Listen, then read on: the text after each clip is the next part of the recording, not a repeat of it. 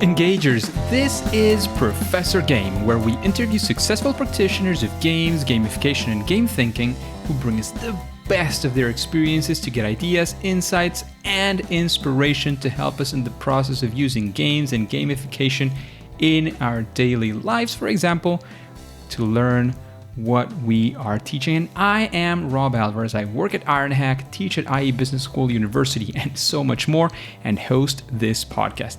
If you have an extra second, please go ahead and subscribe for free to our email list at professorgame.com/subscribe. Engagers, I just wanted to make a small prelude to this episode because I did realize during the interview that the guest, I'm going to be completely honest, he was not what I expected him to be in the sense of what his knowledge was about, what he was going to sort of dive deeper into. However, I then, of course, listened to the episode myself, and this I discussed as well with Michael, that I was going to listen to the episode and see the perspectives. And, to be honest, I think there is an interesting message here as well. I do think that there are things that he mentions that, also need to be discussed as well. And especially, I think it's a fresh perspective for us as engagers, for us as in this world of gaming and creating systems and gamification and games-based learning and games-based solutions. I think they're having sort of these different aspects to look around and these sort of deeper reflections and this thing of understanding, sort of self-awareness in the best of senses. I think it could be an interesting episode. So again, bear with me. This is going to be a very different episode. So you have been told this in advance. And yes, let's be excited and listen to this episode with Michael. So engagers, welcome to another episode of the Professor Game podcast. And we have Michael with us today. But Michael, before we take off, are you prepared to engage? Of course. I'm human. Let's do this because we have Michaell Magrutsche. Does that sound right? Yeah, perfect. Who is an Austrian Californian multidisciplinary artist, speaker, educator, and author. And he works on raising awareness of our limitless human potential and its wisdom.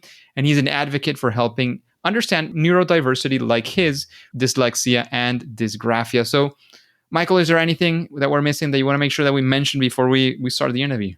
No. I was born in Vienna, Austria, and you said I'm an Austrian, and I came here to the States when I was 18 or 20. Amazing. That's basically and the only reason I have zero education. Basically, everything is self-taught because I couldn't comprehend what I was taught. So education doesn't mean you're learning something. So I had a hard time to go through school to fit in. I was a sick child. And dyslexia and dysgraphia just made it impossible I was speak of the class, but I failed the classes. So I'm completely self-learned, which I find out now really helps me to see different perspectives of human life, to see the world outside of the box.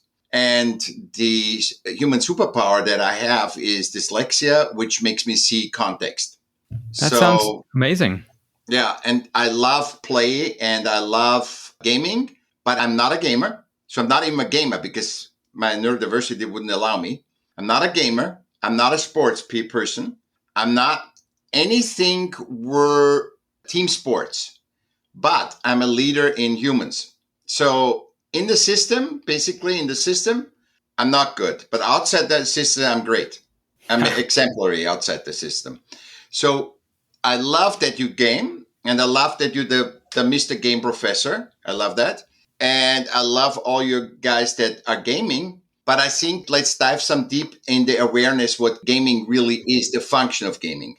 I think that would be an interesting perspective with a complete non-gamer.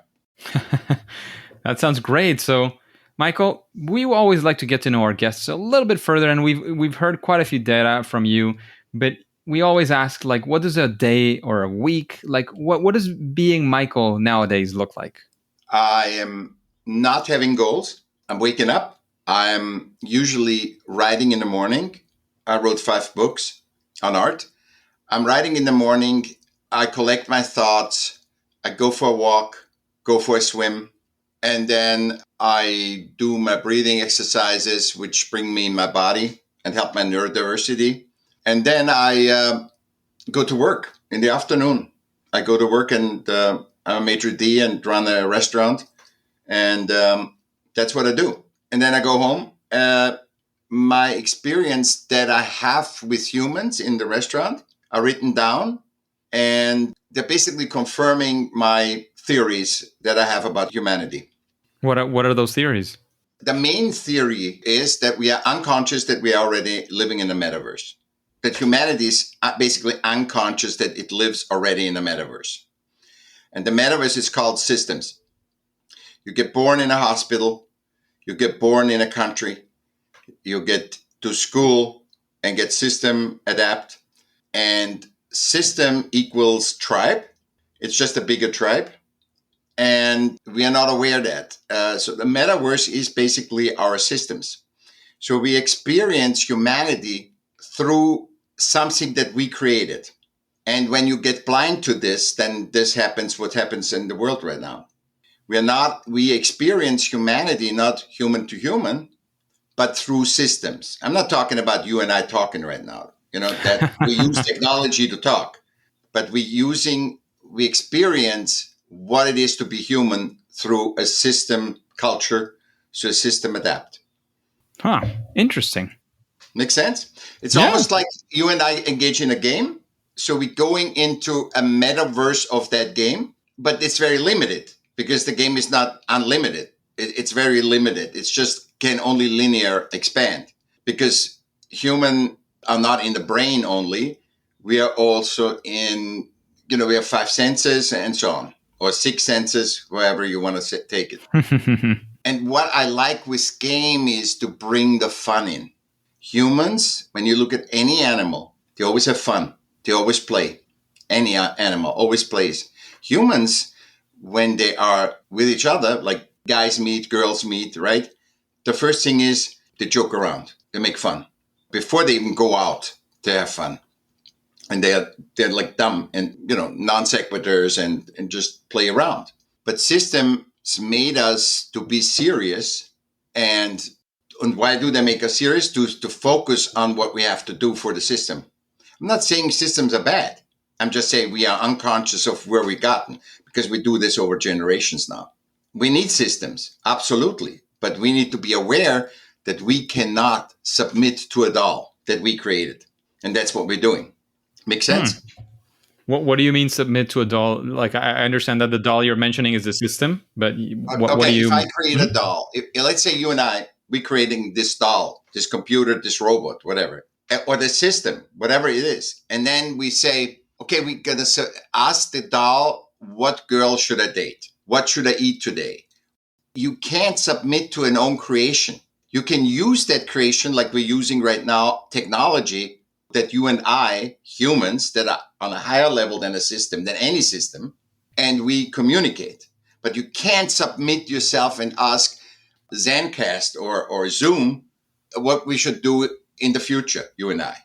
You can, and it's very limited. It's just for that conversation. It's not, you cannot do everything. Humans are limitless. They can do anything. If there's no systems tomorrow, let's say atomic, whatever, it destroys just the systems and only humans live. We are able to survive. It's not going to be that easy, but we are going to be able to survive. If there's no humans tomorrow, we are not able to survive because there's no need for systems. If there's no humans, and the systems won't survive. Yeah. The system won't survive because there's no need for systems.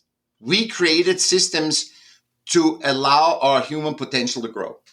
Amazing. To make it easier. And what happens is now everybody puts energy, life force into systems on both ends. So, a company that makes a portal, right? A web portal, puts in that people get engaged, that people do things, and the engagers get also to be recognized by that portal. But the algorithms allowing only what helps the system. It doesn't help the humans that much. The system must win in this case. So, for example, taxes. A new politician, new taxes.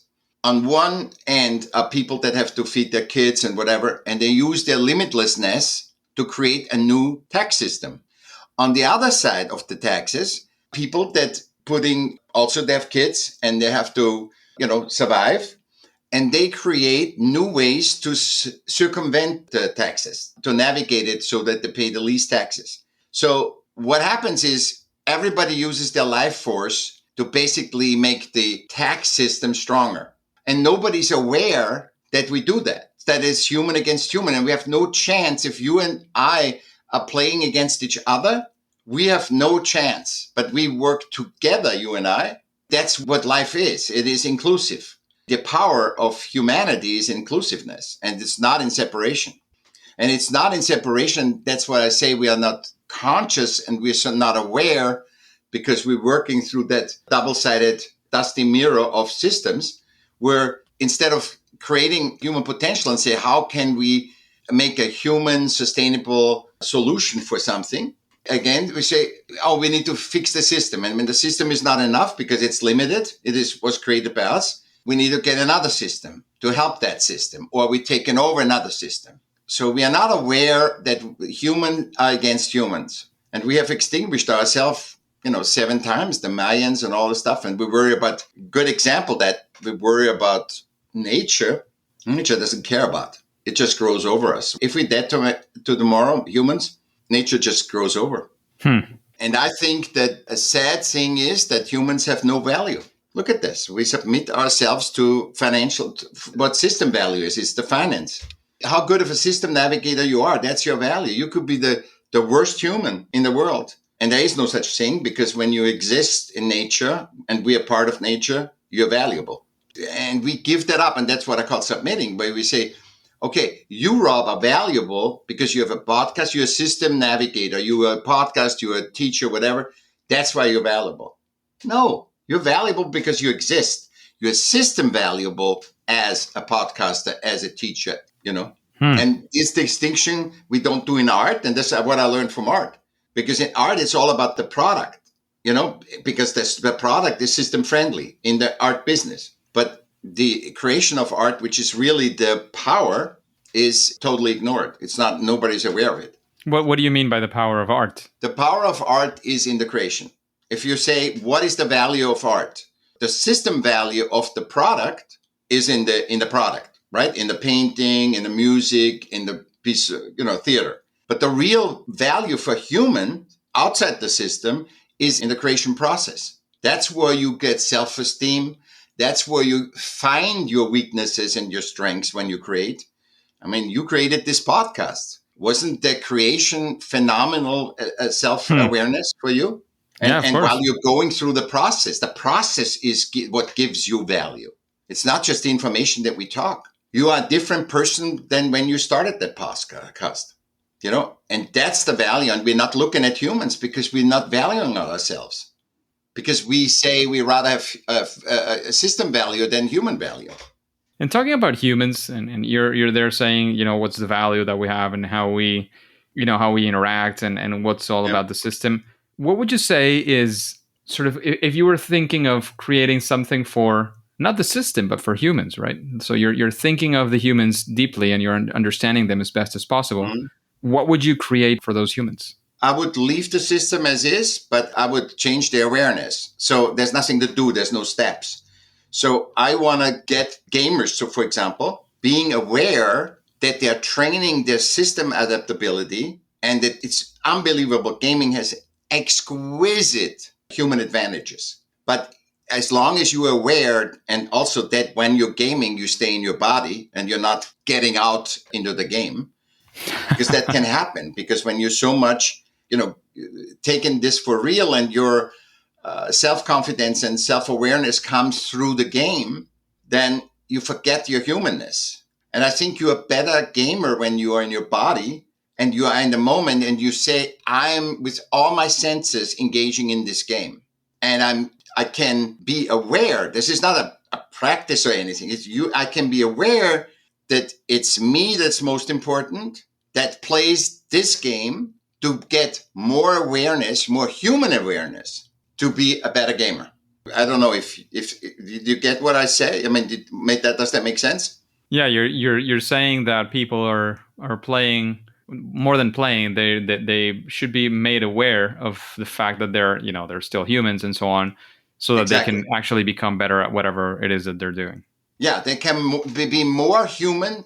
Use gaming, use anything, whatever do, your job, whatever. Use the system because the systems haven't changed. So humans have to start. Use the system to expand your human uniqueness because you have one DNA, one of one. And that's your superpower. So you find your superpower through gaming, through a job, through whatever. Till we can pivot systems that they are human adapt, not that humans are system adapt. Because if systems are human adapt, they are exactly what they are for. You create a tribe to be safe and secure, not to be stressed, not to be don't know what to do. You're just lost in social media and whatever. You're lost in social media because you have a DNA drive that says we are herd animals. We want to belong. So when society, which is a system, is upset that young kids are gaming, young kids are on their phone, that defeats the total purpose. Instead of making them aware, why you're on the phone, you're not addicted. You're on the phone and you're gaming to have the social experience, the tribe experience. And that's a safe space where you can have that. Dungeons and Dragons or whatever you guys play. It's a safe place where you can interact as humans. And you're not aware of that. You're putting too much on the Dungeons and Dragons. And that's what I observe with gamers, friend gamer that game. You can really milk gaming. You can really milk your job. You can really milk the internet and social media if you do it for your expansion, for your awareness. There is, because you were saying about sort of being absorbed in a game, and there's also sort of theories as well around, for example, the theory of flow, right? When you're, the challenge is good enough or strong enough so that you, for your skill level, and you feel like you lose the sense of time and of other things happening around you because you're so focused on the task that you're doing. And this is something that games tend to be pretty good at doing, right? Getting people in that zone of, being very focused, and that skill, goes growing little by little. And you get to that place where you are completely engaged with whatever it is that you're doing. In this case, it is a game, right? Would you say that is the state where people are sort of losing themselves, or are you aiming for something else? Because I want to make sure we get that distinction if there is one. Oh, it's such a great question. I love that because it makes me aware, So I just was swimming, right? I was thinking, what if I'm not looking at the end to get to that fast, but I'm focusing just in the moment in my body and to do the most effective that I do. And it was very revealing. I think I was faster swimming in the moment, focusing on my swing than looking for a target. I can reference the target really quick, just looking up one time, but then focusing totally on my strokes and everything. And I think if you can do that with gaming, so analyze the flow. When you get in flow state, don't lose yourself. Because when you get in flow state, you're one with the game. Like, you see it in sports, right? Animals, very easy. Animals, you think when you throw a ball with a dog, you see the dog almost knows where the ball goes. When you see an athlete on the football field, you seeing he's in flow when he runs and you say, where's he running? And all of a sudden he gets the ball. He knew the ball is going to get there. And that's a flow state, which means he's totally in the moment. And when you're in the moment, you need to be aware that you can lose yourself in that. And you need to always be grounded in your body because your body is the vehicle, the interface to whatever you do, to a game, to a sport, to a work. And you need to make sure that you don't lose yourself because you can't get back in. That's why so many near-death people have a hard time getting back into the body. And I know this because I'm neurodiverse, so I'm always out and in of the body. So I have to really focus to be in the body. Interesting. So, Michaell, we're getting into many topics which are super interesting, and you seem to have quite a knack for the side of the side of art, right? Yeah. And it sounds like you have used art for multiple things, right? Not just the creation itself. Yes. Yeah. What would you say are those things? Like what does art serve in your case? The art, what art is, everything that we talked about, I learned through art. So what basically art is, you have an inspiration, Like you see a color, you hear a sound, you contemplate on a, dragonfly, for example, on a word. And that is engager, a trigger for your passion. It's not a logical thing. It's just, why am I liking this color? There's no logic to that. You know what I mean? So you feel that color as a painter, and you have the white canvas. And this is where the flow happens. The white space is always more important than what you put on it. So you have a blank space. And because you have a blank space, you can put that color on it. And as soon as you put that color on it, your perception of that color changes in the relation to space, to the white. And then you look at that, and all of a sudden you get another color, you get another shape, you get all this stuff. And then there comes this critical pivot point where your creation gets a life. And I think perhaps that's with the gaming too. It becomes its own life. So when you guys start a game and then the game gets to a certain state, you cannot do choices that you would have made at the beginning. So you make different choices, and the game, the sport, the painting requires you to do certain choices. It got its own life. You created life. And that's why I think it's like almost a godlike feeling. You created something that gets its own life, where you couldn't put a red dot in this place, or you couldn't make that move in the game. And it forces you to do another move, and it forces you to do a green dot or a green rectangle. And this is so fascinating to observe, and it's very empowering. And it's like what you say, when people are in flow with the game, it's very empowering.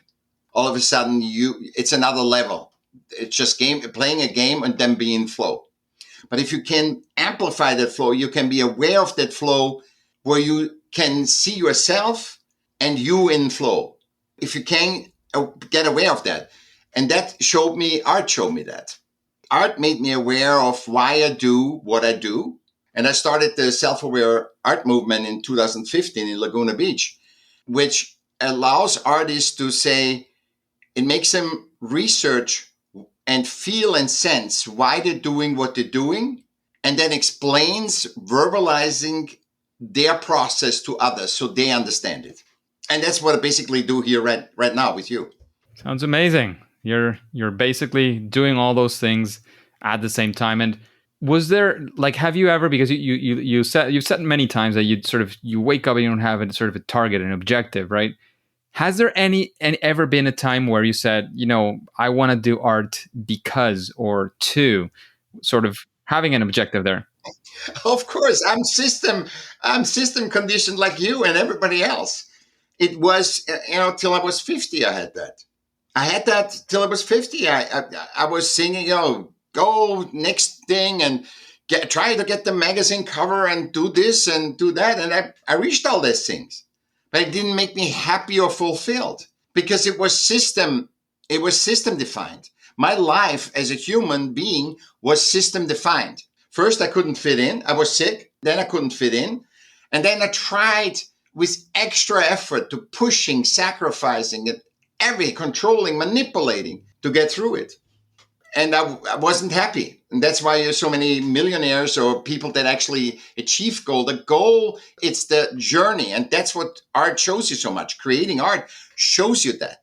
And the art product doesn't show you that. The art product shows you just the connection. If you get an art product that is clear for you, that you like, that you resonate with, you get that feeling of connective humanness. You feel that whatever that the communication that an artist created and the physical representation of that communication resonates with you, and you feel like, oh my God, that's priceless. I pay $1 million for this. Priceless. That's always something you want to hear, right? Yeah. No, because that's Definitely. a human thing. Priceless is that what a human is. And I think play is so important. I never would want to tell you guys not to play. Play is an essential human trait. Like cuteness is great. And you see all these things in games, cute little games, cute little things. That's all human. So basically, you use the system to be human, which is absolutely okay if you're aware of it.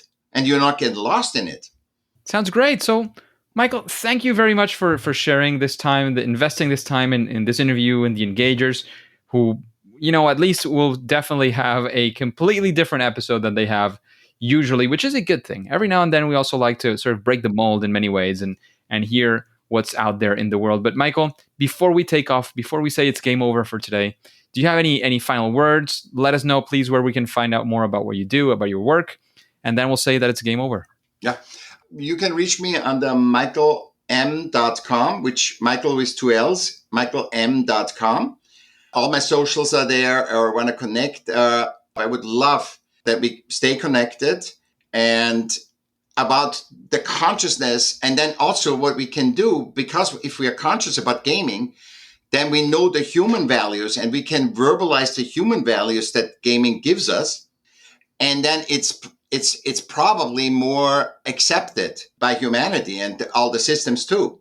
When we're not just saying, oh, those stupid gamers or those stupid artists, it's always that, whatever we don't understand and doesn't have great system value, we try to, ignore.